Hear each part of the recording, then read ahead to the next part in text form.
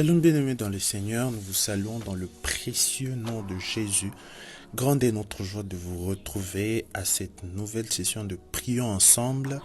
C'était il y a très longtemps que nous avons passé ces sessions de prière et d'exhortation, mais nous sommes très contents de vous savoir encore présents et nombreux à être bénis, à partager et à aimer ces moments. Nous sommes très bénis de vous savoir nombreux. Et aujourd'hui, nous allons nous entretenir autour d'un thème, le pouvoir du choix. Si vous suivez les vidéos précédentes, nous étions en train d'exhorter et de prier par rapport à un thème qui était intitulé le pouvoir de l'identité. Nous avons parlé du pouvoir de devenir, du pouvoir de déplacer les montagnes, du pouvoir de marcher sur les serpents et les scorpions. Mais aujourd'hui, j'aimerais parler du pouvoir du choix. Et nous allons lire un passage, un merveilleux passage de Deutéronome chapitre 30, au verset 15 et au verset 19. La Bible dit: « Vois, je mets aujourd'hui devant toi la vie et le bien, la mort et le mal. » Le verset 19 dit: « Je prends aujourd'hui à témoin contre vous le ciel et la terre. J'ai mis devant toi la vie et la mort, la bénédiction et la malédiction. Choisis la vie afin que tu vives, toi et ta postérité. » Parole du Seigneur. Et nous allons directement commencer à essayer un peu de comprendre ce que veut dire le choix. Les choix comme étant est défini comme étant la préférence accordée à une personne ou à une chose. C'est un discernement, c'est une distinction. Et ici, nous allons voir que dans ce passage, c'est l'Éternel qui établit les règles. Il établit les règles, c'est lui qui est en train de dire. Il place le bien et le mal, la vie et la mort, la bénédiction et la malédiction. C'est Dieu qui a mis ces concepts totalement opposés, tout en ayant un parti pris. Parce qu'au verset 19, il dit: « Je prends à témoin le ciel et la terre, que j'ai placé devant vous le bien et le mal, la malédiction et la bénédiction. Mais ce que je te conseille est de choisir la vie, la bénédiction, car tu seras, c'est ça qui va permettre à ce que tu sois béni, toi et ta postérité. » Et c'est ce qui est en train de justifier exactement ce que l'Éternel est en train de dire dans Psaume 145, verset 8, car il est bon et sa miséricorde, il est plein de bonté. Il est très plein de bonté. Alors, il a un parti pris parce qu'il nous aime. Regardez ce qu'il dit.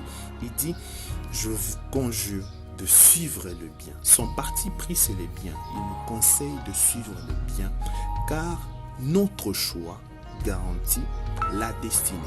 Si notre choix est en train de garantir notre destinée, je vous assure que nous avons soit des choses à apporter, soit des choses à améliorer dans notre choix, soit des choses qui peuvent eux-mêmes nous emmener à être brisés et à anéantir ce que nous sommes. Ce qui veut dire que le choix détermine une destinée. Si tu choisis bien ta destinée, est changée. Et si tu choisis mal, elle est bafouée. Alors comprenons juste que nous sommes simplement les résultats de nos choix. Les choix que nous faisons. Si ça ne va pas dans la vie, ce n'est pas parce que ce n'est pas le problème d'une autre personne d'abord. C'est d'abord le problème du choix que nous avons fait.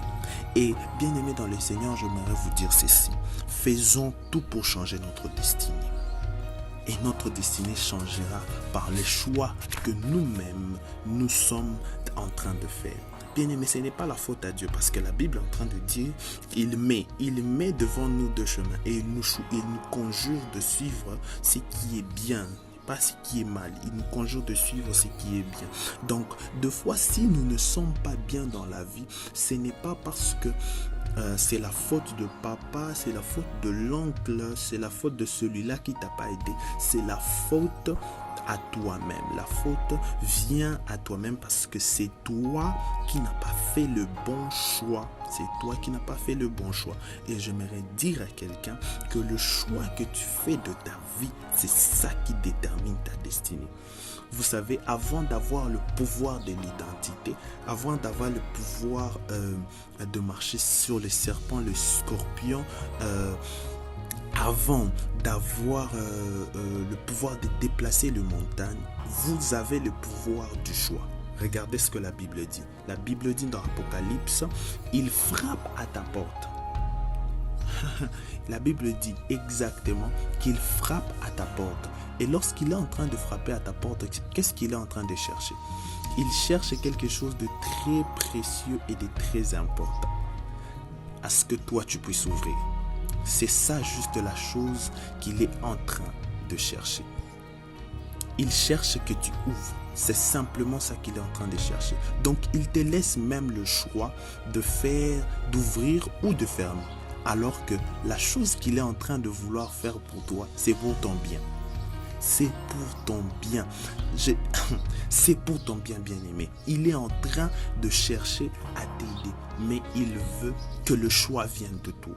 Le pouvoir de devenir enfant de Dieu, c'est un pouvoir que tu as lorsque tu fais le choix d'appartenir, d'ouvrir à Jésus ta porte. Vous voyez, regardez ce qu'il fait. Il vient à nous. Ce n'est pas nous qui choisissons de venir vers Dieu, c'est Dieu qui vient à nous. Mais ce que nous faisons, c'est que nous ouvrons la porte. Donc le choix d'ouvrir la porte te revient. Le choix de faire entrer Christ dans ta vie te revient. J'aimerais aller au-delà pour dire le choix de vivre la sanctification, le choix de vivre dans une bonne vie, dans la vie qui plaît à Dieu, c'est de toi que ça revient. Ça revient à toi de choisir de vivre en paix avec Dieu, de vivre dans la sanctification, de vivre en faisant le bien, de vivre en faisant ce que le Seigneur veut, de vivre en faisant ce que le ciel désire. Regardez encore plus au-delà, la Bible est en train de dire, quelqu'un en train de vouloir faire le bien, il a choisi de faire le bien, mais c'est le mal qu'il est en train de faire. Il a choisi de faire le bien, mais il est en train de se rendre compte qu'il est en train de faire le mal. Mais comment ça peut arriver? Pourtant, nous avons le choix de faire le bien. Vous savez, il y a un moment où nous avons le choix, mais il y a quelque chose qui nous empêche, même dans notre choix. Même si vous avez fait le bon choix, il y a toujours quelque chose qui vous empêche. Et la chose en question, c'est le péché. Quand le péché vit en nous, le péché nous empêche de faire les bons choix. Les péchés nous empêchent de faire le bon choix. Et même, ça arrive même à ceux qui ont déjà choisi le Christ, ceux qui ont déjà choisi de vivre avec Dieu, ceux qui ont déjà accepté d'ouvrir la porte, ça arrive. Vous voyez qu'il y a maintenant deux catégories. Ceux qui n'ont pas encore ouvert la porte, et il y a aussi ceux qui ont ouvert la porte, mais ils continuent à faire des mauvais choix. Et là, qu'est-ce que la Bible nous conseille? De continuer à nous battre. Parce que la vie chrétienne, le choix que nous avons fait, c'est un choix de combattre.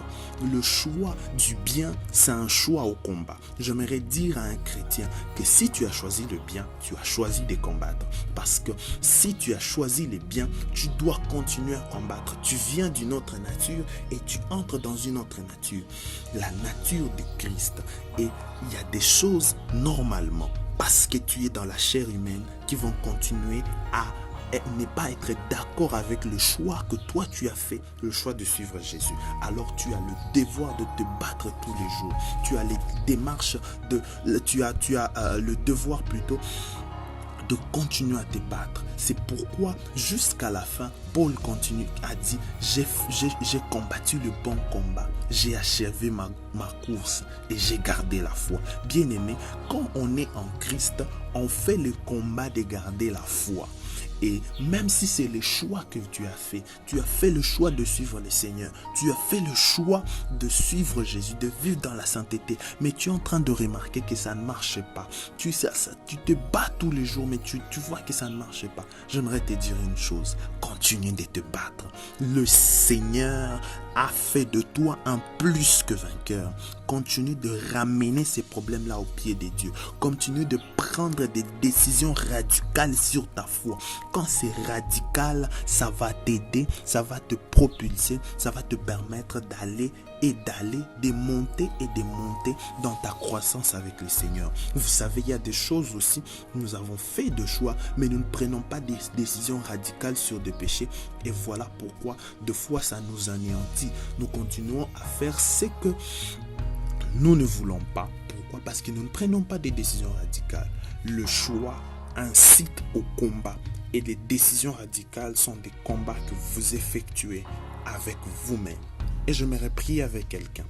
Prier avec les deux catégories de personnes. Ces personnes qui n'ont pas encore choisi le Seigneur, qui n'ont pas encore fait ce choix, qui n'ont pas encore choisi leur destinée. J'aimerais prier avec vous. Père éternel, dans le nom de Jésus, Seigneur, que cette personne qui hésite encore d'ouvrir la porte, après avoir écouté cette parole, cette exhortation, que cette personne ouvre sa porte et que tu sois le Maître, le Seigneur et le Sauveur de sa vie, afin qu'il puisse vivre une vie épanouie, car il n'y a pas de vie épanouie sans toi.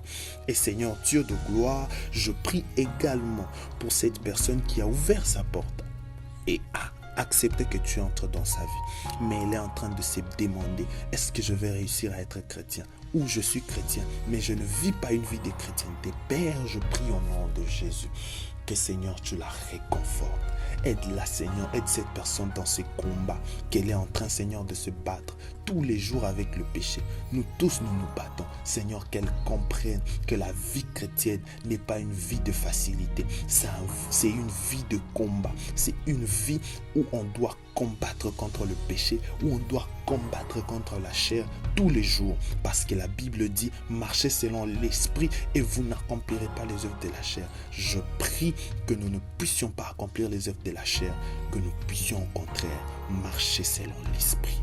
Dans le nom puissant de Jésus, je prie pour ces personnes, que le choix que nous allons octroyer, le choix de prendre des décisions radicales sur le péché, le choix d'être brisé sur l'orgueil, le choix d'être brisé par la croix tous les jours, le choix de demander pardon, le choix de se sanctifier tous les jours, soit un choix réfléchi que nous avons fait avec toi et que nous savons qu'avec le choix que nous faisons, nous sommes plus que vainqueurs par celui qui nous a aimés. Seigneur, nous ne sommes pas plus que vainqueurs à cause d'autre chose. Nous sommes plus que vainqueurs par amour, parce que tu nous as aimés. C'est juste à cause de ça que nous sommes plus que vainqueurs. Et si tu nous as aimés, tu n'accepteras pas que nous puissions continuer à vivre dans un choix que nous-mêmes nous n'avons pas fait. Je prie que cette semaine soit bénie pour quelqu'un au nom de Jésus. Amen.